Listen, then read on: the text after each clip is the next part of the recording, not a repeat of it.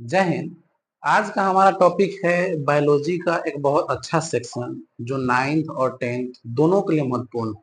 यानी आज हम बात करने वाले हैं सेल यानी कोशिका के बारे में। ठीक है कि कोशिका किसे कहते हैं और इसके कौन कौन से पार्ट होते हैं जो पूरे कोशिका को ट्रांसपोर्टेशन और ले चलता है एक से दूसरे जगह तक पहुंचाने के लिए। अब देखिए यहाँ पे सेल अगर बात करें तो सेल हमारे बॉडी या किसी भी वस्तु के लिए सबसे छोटी इकाई होती है। क्या यह एक सही बात है कि सेल किसी वस्तु की छोटी इकाई है? हम बोलेंगे नहीं, क्योंकि सेल से भी छोटे छोटे चीजें होते हैं जो सेल के अंदर होते हैं और सेल को चलाते हैं।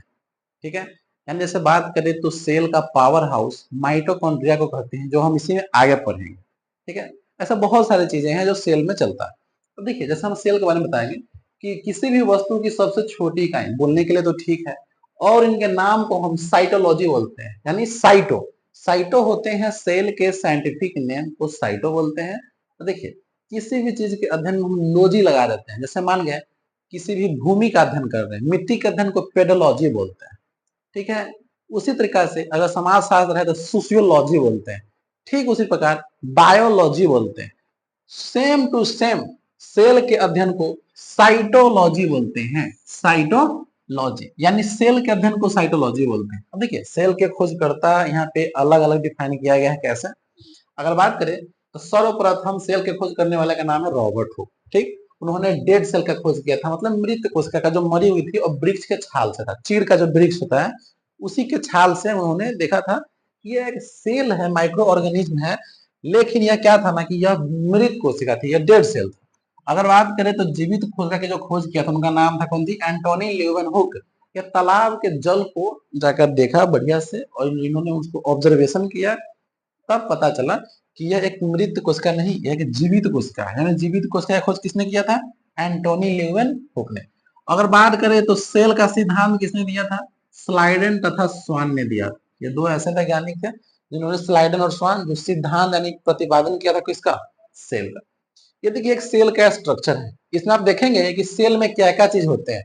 जैसे सेल में होते हैं साइटोप्लाज्म, सेल में होते हैं पेरोक्सिमोम, सेंट्रियोडोल, endoplasmic reticulum, mitochondria powerhouse of the cell, cell membrane होते हैं जो सबको घेर के रखता है, न्यूक्लियस होता है जो उसके ब्रेन होता है, डीएनए होता है जो सब कुछ मिलता जुलता है तभी सेल वही होता है, राइबोसोम होते हैं, लाइसोसोम होते हैं। लाइसोसोम को बोला जाता है कौन सी?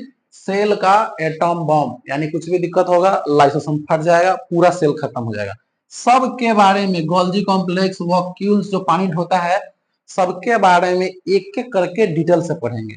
अब आगे देखिए इसमें और क्या है। इसमें जैसे अगर बात करें तो सेल हमारे आसपास, हमारे सराउंडिंग, हमारे नेचर में, हमारे वर्ल्ड वाइड में, हमारे ह्यूमंस में, एनिमल्स में कैसे कैसे सेल होते हैं।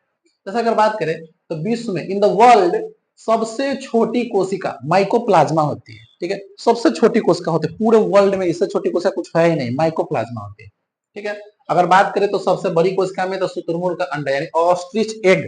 ऑस्ट्रिच एग जो होते हैं as compared to chicken egg, very small, bigger than, बहुत बड़े होते हैं। ऑस्ट्रिच का एग होते हैं, और ऑस्ट्रिच एग जो होते हैं यह एक यूनिसेल्युलर है, और यह एक ऐसी है जो सबसे वर्ल्ड में सबसे बड़ी कोशिका है।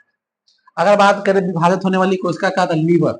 लीवर जो होता है पूरे कोशिका में सबसे ज्यादा विभाजित होने वाली कोशिका है। अगर बात करें सबसे कम विभाजित होने वाली, 9 के 12 विभाजित होने वाली, तनको न विभाजित होने वाली, तो वह होते हैं न्यूरॉन सेल। न्यूरॉन सेल विभाज्य नहीं होता है।